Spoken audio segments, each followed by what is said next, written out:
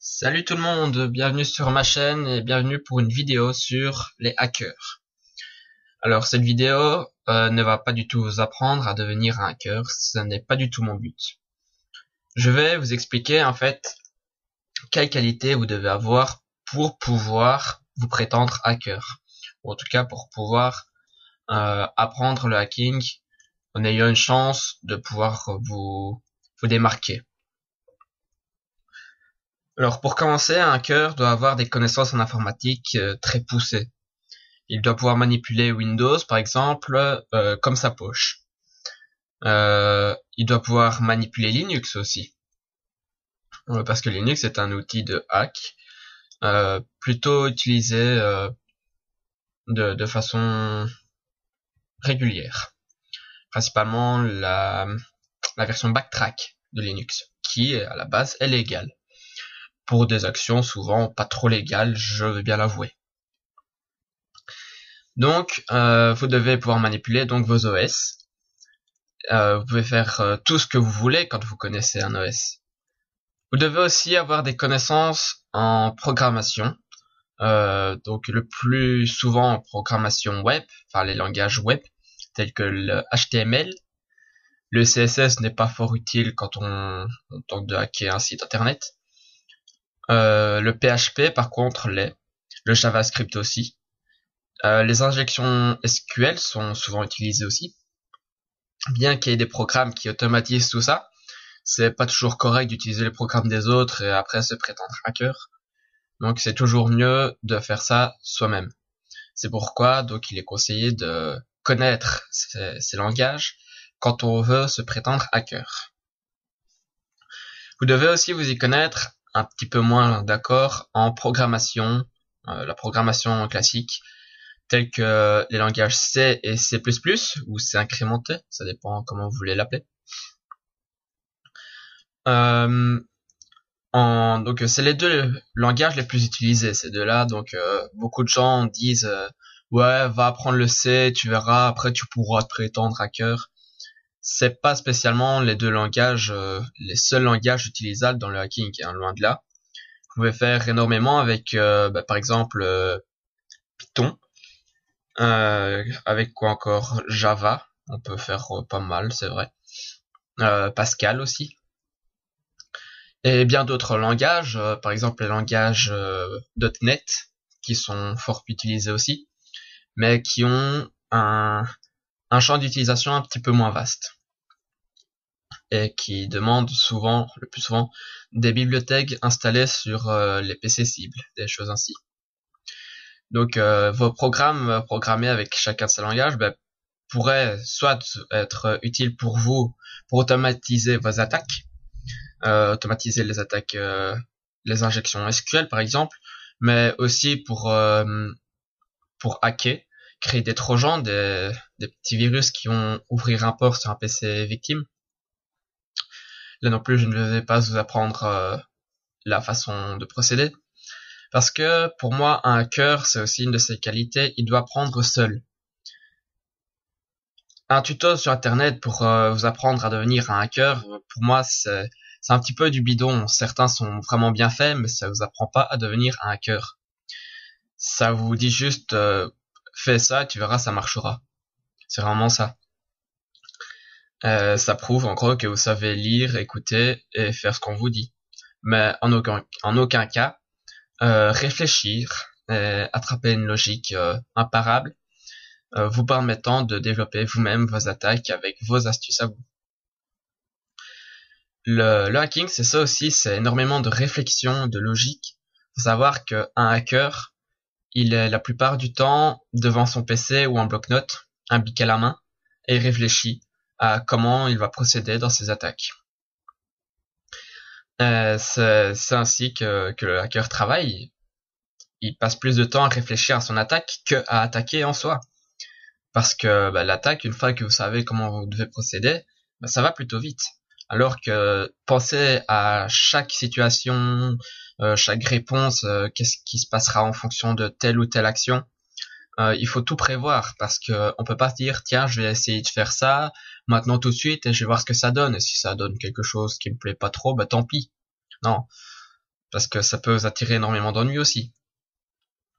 Donc il faut toujours réfléchir et prévoir chacune des réactions de la part de la victime. Par exemple, l'attaque d'un site, s'il est sécurisé, vous voyez, merde, ça n'a pas marché, vous pouvez pas laisser tomber comme ça, déjà par orgueil, par fierté de soi. Il faut prévoir et savoir à l'avance s'il est sécurisé, ouais, je vais essayer telle ou telle façon, je vais essayer de contourner la sécurité. Vous devez vous renseigner sur les sécurités les plus utilisées, mais aussi comment les déjouer. Il est clair que vous pouvez pas tout savoir non plus, que vous pouvez pas tout deviner. Certains tutos sur internet ne vont pas spécialement vous apprendre le hacking, mais à mieux protéger vos sites web en vous expliquant les failles. Beaucoup de tutos légaux sur la programmation peuvent servir lorsque vous tentez de pirater quelque chose, un site internet ou un PC.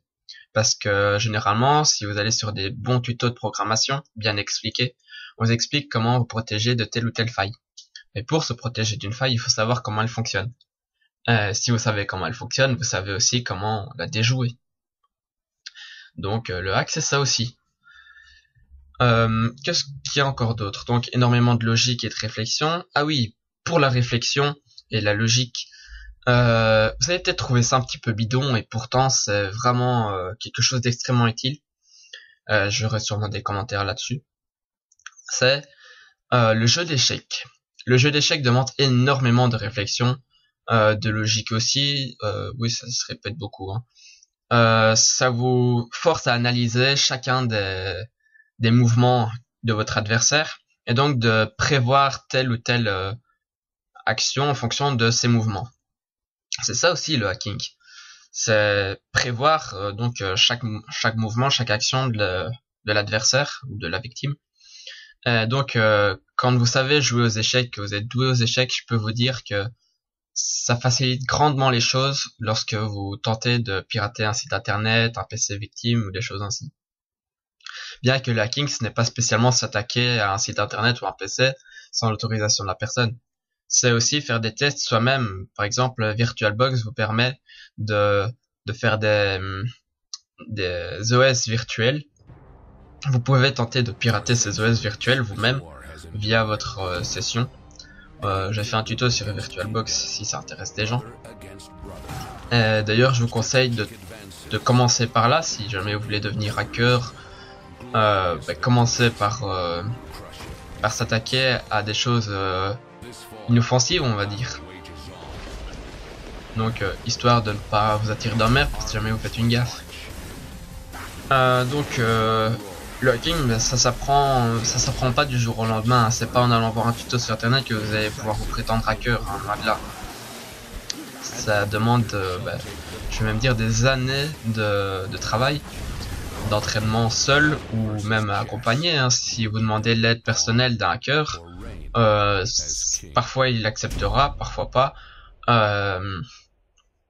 Par expérience, je peux vous dire qu'il y en a pas des masses qui acceptent.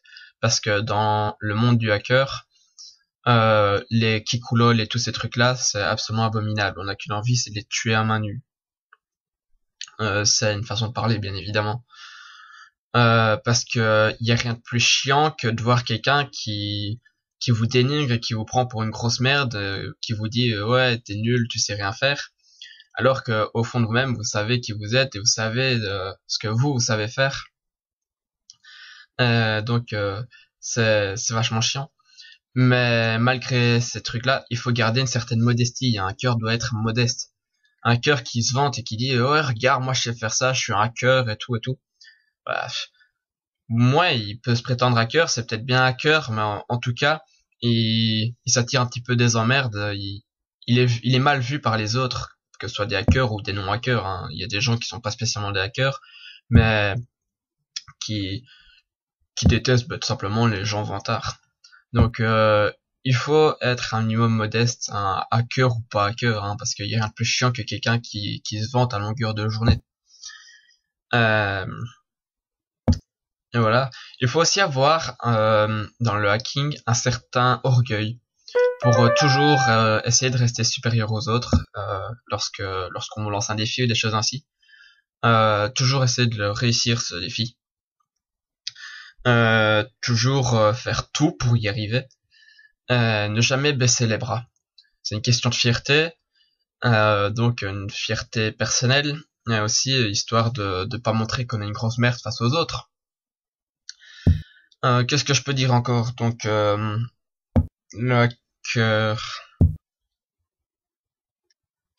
Le hacker a des connaissances générales plutôt correctes. Je vais pas dire qu'il connaît tout sur tout en dehors de l'informatique, loin de là. Hein. Mais c'est tout simplement pour pas paraître pour un con non plus. N'importe qui, même un non-hacker, doit avoir des connaissances générales. Ça évite de passer pour un idiot. Hein. Quelqu'un qui s'y connaît bien en informatique, qui manipule très bien l'informatique, mais qui à côté de ça ne sait même pas c'est qui son président ou son roi ou quoi que ce soit. C'est un peu con quand même, quoi. Donc avoir des connaissances générales, ça c'est quelque chose d'important. Donc comme je vous l'ai dit, je vous apprends pas ici à devenir un hacker. Hein. Je vous dis qu'est-ce que vous devez avoir pour pouvoir vous prétendre hacker, ou en tout cas pour pouvoir apprendre à devenir un hacker soi-même. Alors, je vous ai laissé un petit bonus. Je pense que c'est un bonus correct et de taille parce que en fait je vous ai créé un petit fichier PDF possédant un petit peu tout ce que je viens de vous dire là à l'instant. Donc les qualités et tout. J'ai fait ça de façon un petit peu plus approfondie qu'en vidéo, avec un petit graphique et tout. Je pense que c'est correct. Ça peut peut-être vous aider quand vous serez bien lancé, que vous aurez envie d'apprendre des choses ainsi. Encore une fois, donc le hacking, ça s'apprend pas comme ça sur YouTube. Hein. Sur YouTube, vous trouverez jamais un tuto réel pour devenir un hacker. Utiliser un programme trop lent, c'est pas du hacking. C'est simplement être un petit con qui envoie des fichiers et qui se croit pirate, quoi. Désolé pour les termes, mais c'est vraiment ça. Ça se résumerait peut-être plus au lameur. D'ailleurs, dans le monde des hackers, il y a un certain jargon. Par exemple, un lameur, c'est quelqu'un qui se prend pour un grand hacker, mais qui en réalité n'est vraiment qu'un petit imbécile qui utilise des petits programmes, qui fait de son malin, quoi. Ça, c'est le petit lameur. C'est encore un petit débutant qui se prend pour un grand. Il se croit dans le cours des grands. Il y a donc les hackers. Et dans les hackers, on peut en différencier deux types, les white hacks et les black hacks. White hack, ça veut dire hacker blanc, donc les bons hackers entre guillemets. Et les black hacks, c'est pour les hackers noirs, donc les mauvais hackers. Personnellement, j'utilise ni l'un ni l'autre de ces deux termes parce que pour moi, la différence est un peu trop subtile. Le plus souvent, si on s'attaque à un site web, même si on pense que c'est pour faire le bien, c'est déjà pas très correct parce que c'est interdit par la loi. Donc, white hack, black hack, j'y pense pas trop, j'y crois pas trop. Moi, je suis hacker, point barre, je suis pas white hack ou black hack. Ça, non. Donc, il y a ça. Il y a aussi les crashers. Ça, c'est un black hack. Mais c'est vraiment quelqu'un qui s'attaque à un site ou à un PC juste histoire de le détruire, quoi. C'est vraiment pour foutre la merde totale. C'est quelqu'un qui a des connaissances, ça c'est clair, mais c'est quelqu'un qui a un petit peu attrapé la grosse tête et qui a été devancé par la puissance qu'il avait, parce qu'un hacker, on peut pas se voiler la face, c'est quelqu'un qui est puissant. Un hacker, il manipule tellement bien l'informatique qu'il peut faire ce qu'il veut. Il est pas directement dangereux, mais il est potentiellement dangereux. Il a les connaissances nécessaires pour faire le mal autour de lui en informatique. Un crasher, c'est quelqu'un qui a été devancé par ça, qui crache tout histoire de pouvoir se prouver à lui-même et aux autres qu'il est costaud. Par contre, j'aimerais bien les voir en face, ceux-là. À mon avis, ça doit être des grosses chiffres molles. Ouais, ça c'était la petite parenthèse inutile. Qu'est-ce qu'il y a encore d'autre à dire? Donc, white hack, black hack, crasher. Les crackers, c'est les personnes qui s'attaquent plus à des programmes, c'est histoire de les craquer afin d'en obtenir quelque chose qu'il ne pouvait en obtenir avant. Faire un programme ce qu'il ne pouvait faire avant. Le plus souvent c'est pour déverrouiller la licence. Par exemple, vous téléchargez un programme en version d'essai, vous le craquez, ça vous donne la licence payée alors que vous l'avez pas payée. C'est la licence complète. Craquer, je vous signale que c'est pas simplement faire un copier-coller d'un fichier qui s'appelle crack et hop. Non, c'est pas ça, craquer. Un cracker, c'est celui qui va faire le crack que vous mettez habituellement dans vos jeux ou vos programmes. Et le cracker, il va lui aller dans le code hexadécimal et modifier les valeurs, donc avec des recherches et tout, que je ne vais pas spécialement développer ici. Il va modifier les valeurs afin ou les observer, les rechercher, afin d'en obtenir ce qu'il veut ou ce qu'il a besoin. Donc ça c'est le cracker, à ne pas confondre avec crasher. Pas du tout pareil. Donc voilà, ça c'est dit. Qu'est-ce qu'il y a encore d'autre à dire? Donc tout ce que je vous dis là c'est résumé dans le petit bonus PDF que je mettrai dans la description forcément, et hébergé je ne sais pas encore où. Je l'hébergerai à plusieurs endroits pour si jamais il y a un lien qui crève. Donc voilà, mais je pense que j'ai à peu près tout dit. Ça fait 16 minutes que je suis en train de faire la causette. 16 minutes c'est plutôt pas mal. Voilà, mais je pense que c'est bon comme ça. Je pense que ça vous ouvrira un petit peu les yeux sur ce qu'est le hacking. Le hacking c'est pas un petit programme qui va faire du mal et voilà. C'est pas du tout ça. Un hacker c'est vraiment... c'est un petit peu une mine d'or le hacker. Hein. Je suis pas en train de vanter les hackers non plus. Je dis juste que... je dis ce qui est vrai parce qu'un hacker c'est vraiment une personne pas à craindre directement, mais s'il a envie, il peut se faire craindre sans problème.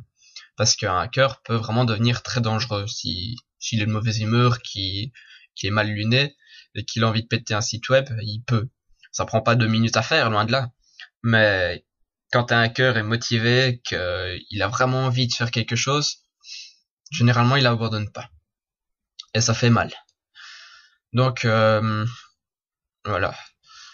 Je ne sais pas si ça donnera envie à certaines personnes de devenir hacker ou si ça va en démotiver.